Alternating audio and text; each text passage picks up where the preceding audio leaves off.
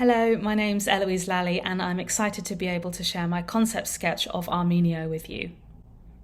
When first listening to the opera, this painting by Casper Friedrichs came to mind. The stillness in it, the colours, and this vast space which engulfs this solitary figure connected me to Arminio's state in the opera, as he is imprisoned, alone with his thoughts and facing death.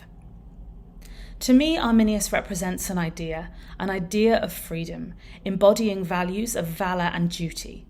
His contemplation opens the space for us to question how far we are willing to go to protect our freedom, and with our freedom, what action we choose to take in it.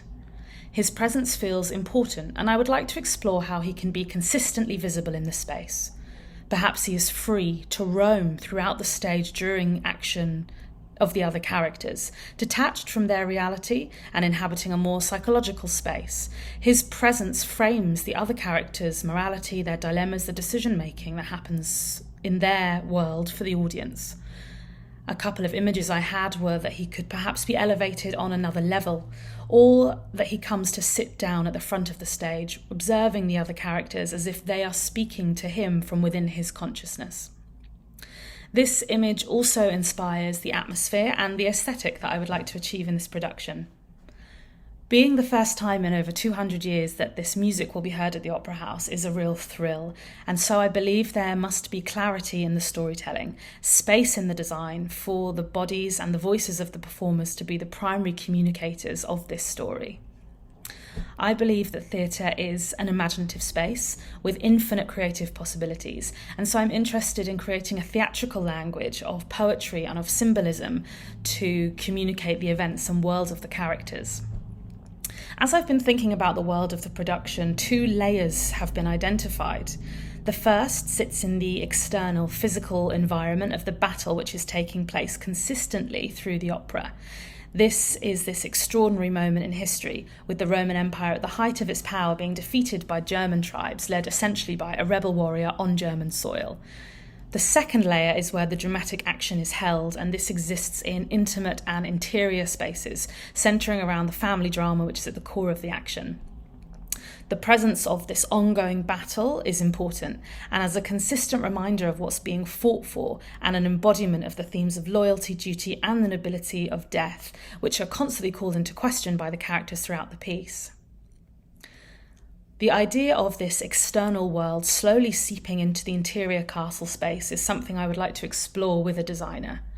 The image of the performers in bare feet, slowly getting dirtier as they progressively make contact with the ground during the performance, reminds us of the powerful relationship between our physical and psychological realities, how our physical actions can affect the material environment.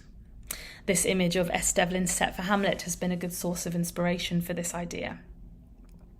Another setting that is important is the court setting, which appears at the top of Act 3 as Arminius is brought for his fate to be decided.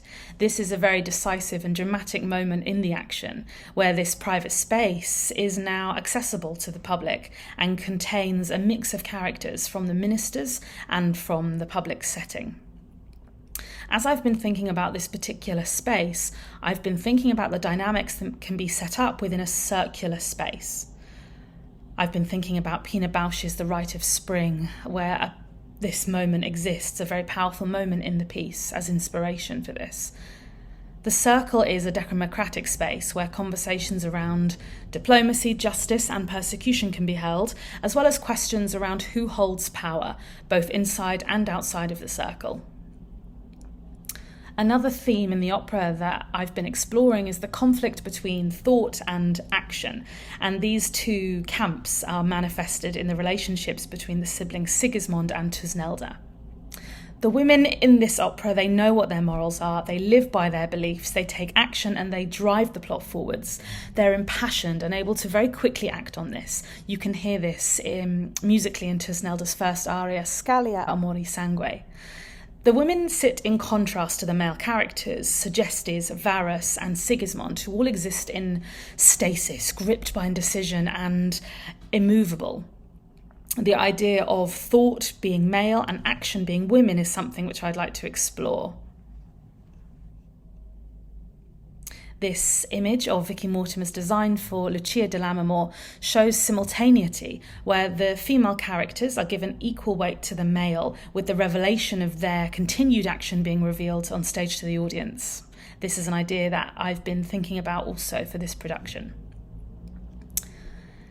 With Sigismund entrance, this idea of thought and intellectualism is brought into the story for the first time. You can hear this musically. There is a significant change in atmosphere. He enters with a soliloquy, philosophizing about fate and dreams, speaking very poetically about existential ideas. I had an image of this lone male figure walking across this space, the backdrop being representative of a cavernous castle, reading, or perhaps even within a library setting, which could also form an interesting space to hold other scenes and other characters' indecision between thought and action within the story. This image by Dutch painter Jan Davids de Heem contains not only an aesthetic, which I'm interested in, but also as an influence for how this library setting could be designed. I believe this painting also captures the energy of the opera, which is of the fleetingness of life. With opportunity for further research, I would be interested to explore the following questions.